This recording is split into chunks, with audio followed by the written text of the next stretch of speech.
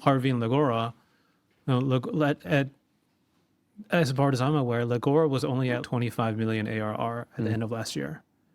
And they just raised, $550 million at a $5.5 billion valuation, right?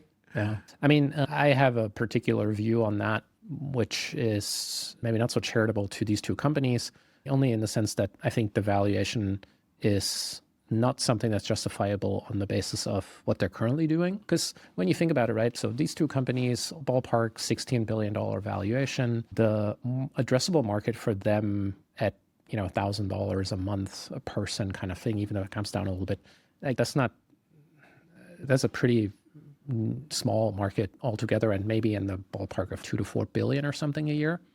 And that all the lawyers at all the big firms and all the lawyers at all the big corporations, essentially, right? So let's just say it's 5 billion, right? That doesn't justify a $16 billion valuation.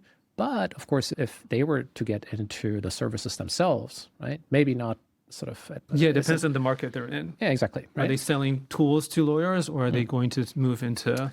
And Max Junstrad, the CEO of Legora, was at one of the panels that I was able to listen to, and he got asked a question. He kind of, he didn't really answer. I understand why, but I mean that's the sanest interpretation to me.